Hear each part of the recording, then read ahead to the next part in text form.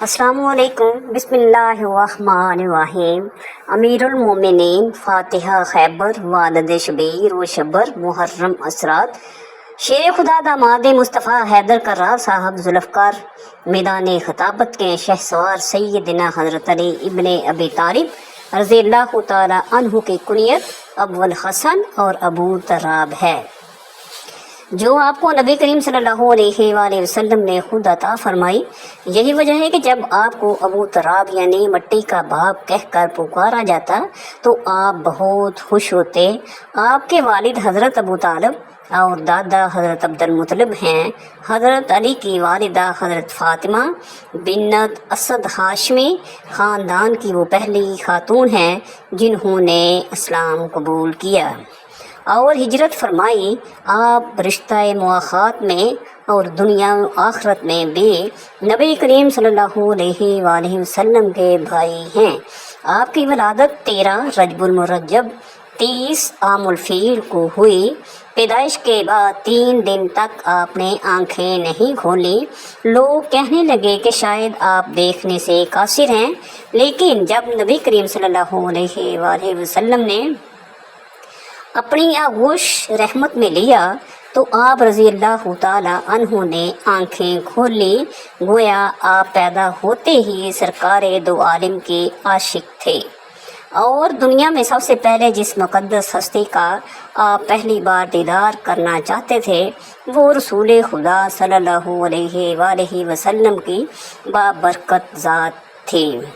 آپ رضی اللہ تعالی عنہ نے رخ مصطفیٰ کی زیارت کے لیے 3 دن تک آنکھ ہی نہ کھولی۔ روایت میں آتا ہے کہ ایک مرتبہ حضرت علی رضی اللہ تعالی عنہ کی جوانی کے عالم میں حضور صلی اللہ علیہ وآلہ وسلم نے فرمایا، علی رضی اللہ تعالی عنہ مجھے یہ تو بتاؤ کہ جب آپ پیدا ہوئے تو آپ نے آنکھیں کیوں نہیں کھولیں؟ جب میں نے گود میں لیا تو آپ کی دونوں آنکھیں کھلی تھیں۔ حضرت علی رضی اللہ تعالی عنہ نے عرض کیا، حضور صلی اللہ علیہ وآلہ وسلم، اس لیے کہ میری پہلی نگاہ رخ مصطفیٰ صلی اللہ علیہ وآلہ وسلم پر پڑے۔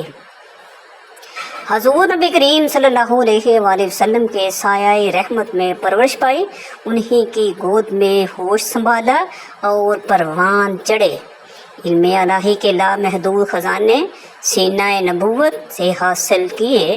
آپ کی پہلی تربیت گاہ ہی گود رسالت تھی۔ آپ نے سرکار دو عالم صلی اللہ علیہ وآلہ وسلم کی باتیں سنی، ان کی عادتیں سیکھیں، اس لیے تو بتوں کی پوجا کی نجاست سے آپ کا دامن کبھی آلودہ نہ ہوا، یعنی آپ رضی اللہ تعالیٰ عنہ نے کبھی بت پرستی نہ کی اور آپ کو وجہ اللہ کا لقب عطا ہوا۔ آپ رضی اللہ تعالیٰ عنہ کی عمر مبارک 10 سال تھی کہ جب رسول اللہ صلی اللہ علیہ وآلہ وسلم نے اعلان نبوت فرمایا، جس پر حضرت علی کرم اللہ وجہہ الکریم نے فوری لبیک کہا۔ بعض نے 9 سال اور بعض نے 8 برس یا اس سے بھی کم۔ روایت کی ہے کہ جس روز سرکار مدینہ صلی اللہ علیہ وآلہ وسلم نے ہجرت فرمائی تو آپ رضی اللہ تعالی عنہ کو اپنے بستر پر سونے کا حکم دیا اور فرمایا، میرے بعد کفار مکہ کی امانتیں لوٹا کر آنا۔ آپ نے اللہ کے نبی پاک صلی اللہ علیہ وآلہ وسلم کے حکم کی تعمیل فرمائی۔ عجب بات تو یہ ہے، تلواروں کی چھاؤں میں آپ رضی اللہ تعالی عنہ اتنی سکون کی نیند سوئے کہ ایسی نیند پھر آپ کو کبھی نہ آ سکی۔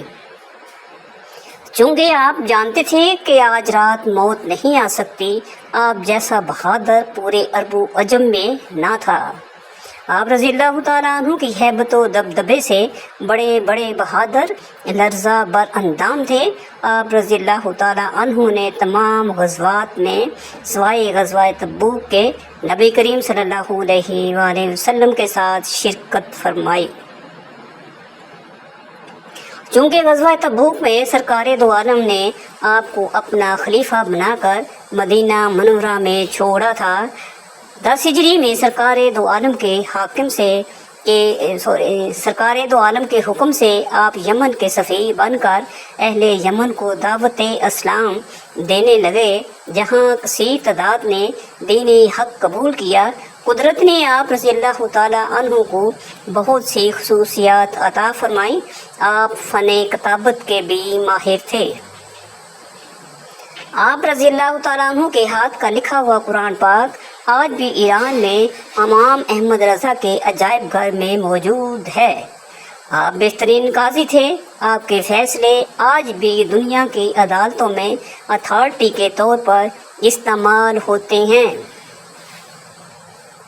آپ نے لوگوں کو قرآن پاک کے ساتھ ساتھ سابقہ کتب آسمانی اور صحیفوں کا علم بھی پڑھایا۔ آپ نے علم قرأت، علم الاعداد، علم الفرائض، علم کلام، علم خطابت، علم معنی و بیان، علم منطق، علم صرف و نحو، علم لغت، علم فقہ، علم نفسیات اور علم میں حکومت رانی میں وہ انمول موتی سپر انسانیت کے لیے کہ رہتی دنیا تک زیادہ حق و صداقت پر چلنے والوں کے لیے مشعل راہ کے طور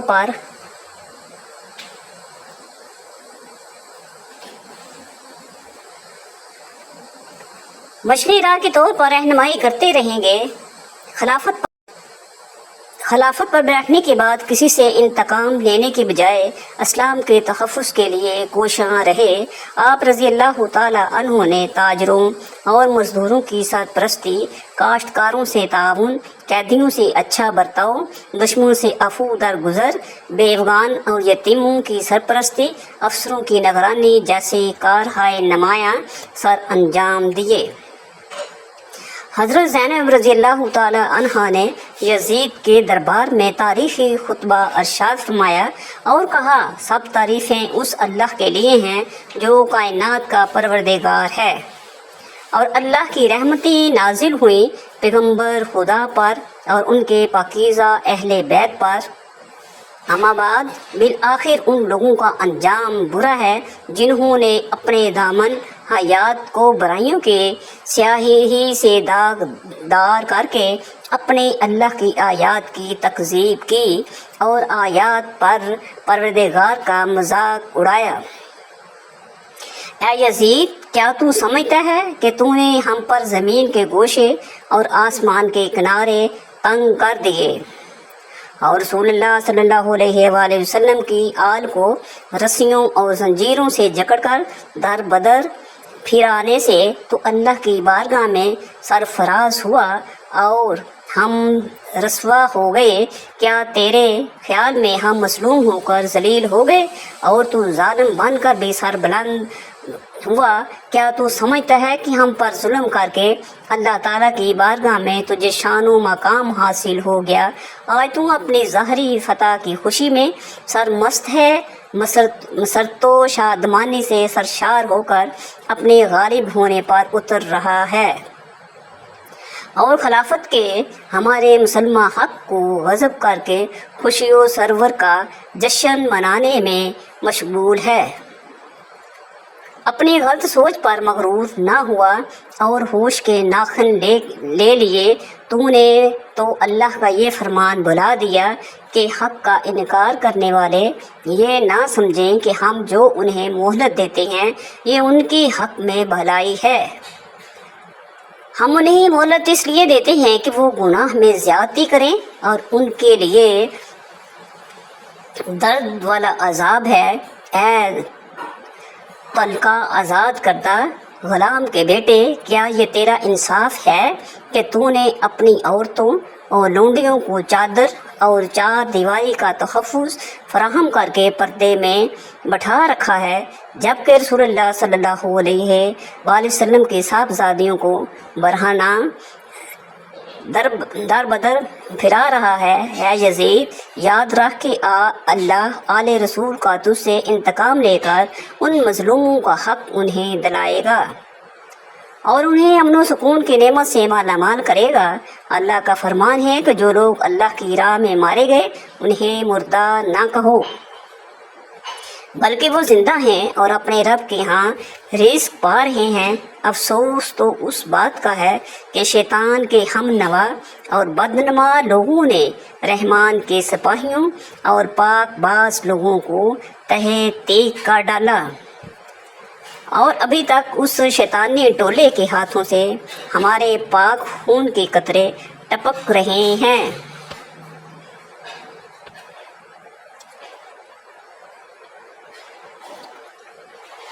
تو نے جس قدر گناہ کیا، جس قدر جرم کیا، اس کا بدنما داغ اپنے دامن سے مطالعہ عنہا نے روزہ مبارک پر حاضری دی اور درود و سلام کے بعد سانحے کا سارا واقعہ پیش کیا۔ ایک روایت میں ہے کہ جس وقت قیدیوں کو دمشق لایا گیا تھا تو اس وقت ایک عورت یزید کی بیوی ہندا کے پاس آئی اور اس سے کہا کہ اے ہند، ابھی کچھ قیدی آئے ہیں، انہیں دیکھ کر دل دہل اٹھتا ہے، آؤ وہیں چلیں۔ ہند اٹھی اور اس نے ایک عمدہ لباس زیب تن کیا اور اپنا سر ڈھانپتا، چادر اوڑھے اور اس مقام پر آئے اور اس نے خادمہ کو حکم دیا کہ کرسی لائی جائے۔ جب وہ کرسی پر بیٹھ گئی تو حضرت زینب رضی اللہ تعالی عنہا کی نظر اس پر پڑی۔ آپ رضی اللہ تعالی عنہا نے غور سے اس کی طرف دیکھا تو اسے پہچان لیا اور اپنی بہن ام کلثوم رضی اللہ تعالی عنہا سے کہا، بہن کیا آپ نے اس عورت کو پہچان لیا ہے؟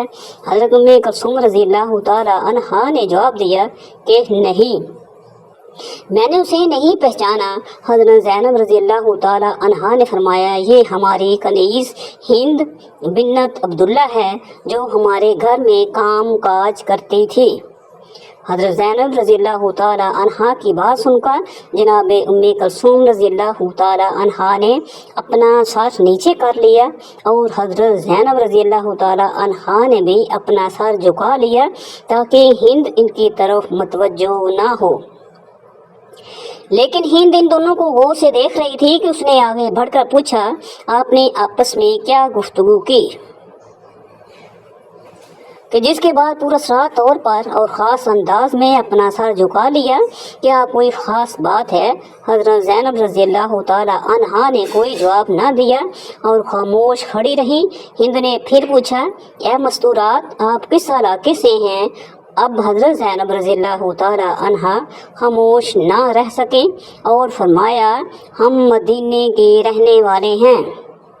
ہند نے مدینہ منورہ کا نام سنا تو اپنی کرسی چھوڑ دی اور احتراماً کھڑی ہو گئی اور پوچھنے لگی، بہن کیا آپ مدینے والوں کو جانتی ہیں؟ حضرت زینب رضی اللہ تعالی عنہ نے فرمایا، تم کن مدینے والوں کے بارے میں پوچھنا چاہتی ہو؟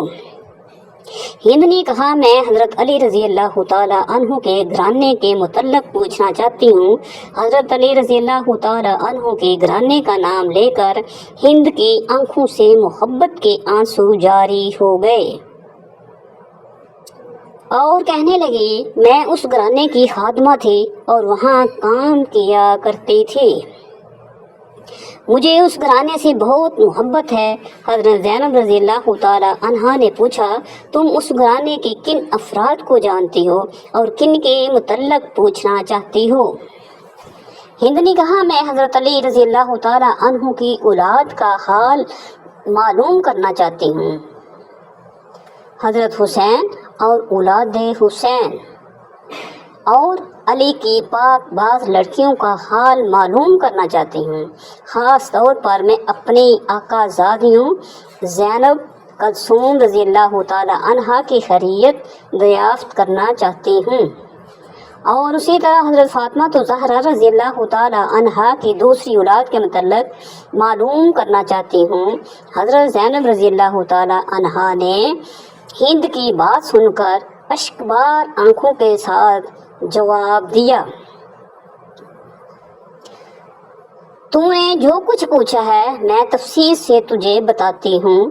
تو نے علی کے گھر کے متعلق پوچھا ہے تو ہم اس گھر کو خالی چھوڑ کر آئے ہیں۔ تو حسین کے متعلق دریافت کرتی ہے تو یہ دیکھو تمہارے امام حسین رضی اللہ تعالی عنہ کا سر تمہارے شوہر یزید کے سامنے رکھا ہے۔ تو نے اولاد علی کے متعلق دریافت کیا ہے تو ہم اب الفضل العباس سمیت سب جوانوں کو کربلا کے تپتے صحرا میں چھوڑ آئے ہیں۔ تو نے اولاد حسین کے متعلق پوچھا ہے تو ان کے سب جوان مارے گئے ہیں، صرف ایک علی ابن حسین باقی ہے جو تیرے سامنے ہے اور بیماری کی وجہ سے ناتواں ہے۔ اور جو تم نے زینب کے متعلق دریافت کیا ہے تو دل پر ہاتھ رکھ کر سن، میں زینب ہوں اور یہ میری بہن ام کلثوم ہے۔ حضرت زینب رضی اللہ تعالی عنہا کا دردناک جواب سن کر ہند کی چیخیں نکل گئیں اور منہ پیٹ کر کہنے لگی، ہائے یہ کیا ہو گیا، ہمارے امام کا کیا حال ہے، کاش میں اس سے پہلے اندھی ہو جاتی اور فاطمہ کی بیٹیوں کو اس حال میں نہ دیکھتی۔ روتے روتے ہند بے قابو ہو گئی اور ایک پتھر اٹھا کر اپنے سر پر اتنی زور سے مارا کہ اس کا سارا بدن خون خون ہو گیا اور وہ گریہ زاری کرتے ہوئے بے ہوش ہو گئی۔ جب ہوش میں آئے تو حضرت زینب رضی اللہ تعالی عنہا اس کی طرف متوجہ ہو کر فرمانے لگی، اے ہند تم کھڑی ہو جاؤ اور اپنے گھر چلی جاؤ، کیونکہ تمہارا شوہر یزید بڑا ظالم شخص ہے، ممکن ہے تمہیں اذیت پہنچائے۔ ہم اپنی مصیبت کا وقت گزار لیں گے، ہم یہ نہیں چاہتے کہ ہماری وجہ سے تمہارا سکون تباہ ہو جائے۔ ہند نے جواب دیا، با خدا مجھے حضرت حسین رضی اللہ تعالی عنہ سے زیادہ کوئی چیز عزیز نہیں ہے، میری زندگی کا سکون ختم ہو چکا ہے، اب میں اپنی زندگی کے باقی لمحات اسی طرح روتے ہوئے گزاروں گی۔ اور کہا، اے اہل بیت کی شہزادیوں، میں آپ سے درخواست کرتی ہوں آپ سب میرے گھر آئیں، ورنہ میں بھی آپ کے ساتھ یہیں بیٹھی رہوں گی اور قطعاً اپنے گھر نہیں جاؤں گی۔ یہ کہہ کر ہند کھڑی ہوئی اور اپنی چادر اتار کر یزید کے پاس آ گئی۔ یزید اس وقت بیرون ملک سے آیا تھا۔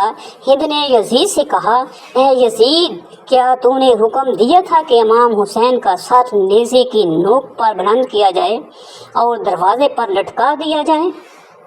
نواسہ رسول کا سر میرے گھر کے دروازوں پر۔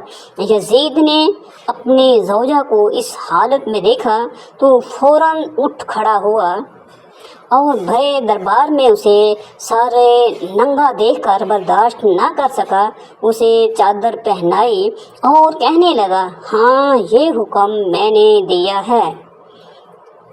اب تو نواسہ رسول پر گریہ ماتم کرنا چاہتی ہے تو بے شک کر لے، لیکن حقیقت یہ ہے کہ ابن زیاد نے جلد بازی سے کام لیتے ہوئے حسین کو قتل کر ڈالا ہے۔ جب یزید نے مکر و فریب سے بھرے ہوئے جملے کہے تو اس وقت اس نے ہند کو چادر اڑائی تو ہند نے کہا، اے یزید خدا تجھے تباہ و برباد کرے، اپنی زوجہ کو بڑے دربار میں سر ننگا دیکھ کر تیری غیرت جاگ اٹھی ہے، مگر تو رسول اللہ صلی اللہ علیہ وآلہ وسلم کی صاحبزادیوں کو کھلے عام سر برہنہ بازاروں اور درباروں میں لایا ہے اور ان کی چادریں چھین کر انہیں نام محرموں کے سامنے لاتے وقت تیری غیرت کہاں گئی تھی؟ اے یزید لعنت ہو تجھ پر، یہ کہہ کر وہاں سے چلی گئی۔ مورخین منورہ میں قیام کے بعد لکھتے ہیں کہ کچھ عرصہ مدینے سے حضرت زینب رضی اللہ تعالی عنہا اپنے شوہر اور بچوں کے ساتھ شام چلی گئیں۔ 63 ہجری میں دمشق میں ان کا انتقال ہوا۔ دمشق میں حضرت زینب رضی اللہ تعالی عنہا کا شاندار مقبرہ شام کربلا کا امین ہے، جبکہ یزید اور قاتلان کربلا عبرت کا نشان بن چکے ہیں۔ آپ رضی اللہ تعالی عنہ وہ صحابی ہیں جن کے بارے میں لسان نبوت نے فرمایا، علی تم میرے لیے ایسے ہو جیسے موسیٰ علیہ السلام کے لیے حضرت ہارون علیہ السلام تھے، مگر ہارون علیہ السلام نبی تھے، تم نبی نہیں ہو۔ آپ احکام فقہ و سنت میں ماہر تھے، نہایت طاقتور تھے، رنگ گندمی تھا، اور آپ کی داڑھی مبارک گھنی اور دراز تھی۔ آپ رضی اللہ تعالیٰ عنہ نے اپنے قاتل کو شربت پلانے کا حکم فرمایا۔ 21 رمضان المبارک 40 ہجری کو حالت روزہ میں آپ کو کوفے کی مسجد میں جامع شہادت نصیب ہوا۔ حضرت امام حسن اور حضرت عبداللہ بن جعفر بن طیار نے آپ کو غسل دیا۔ نماز جنازہ آپ رضی اللہ تعالیٰ عنہ کے بڑے صاحبزادے حضرت امام حسن نے پڑھائی۔ آپ رضی اللہ تعالیٰ عنہ نے 4 سال 8 ماہ اور 9 دن خلافت کی۔ آپ رضی اللہ تعالیٰ عنہ فرمایا کرتے تھے، مجھے نبی کریم صلی اللہ علیہ وآلہ وسلم سے علم ایسے ملا جیسے پرندہ اپنے بچوں کو غذا دیتا ہے۔ آپ نے زندگی میں کبھی کوئی نماز قضا نہیں کی۔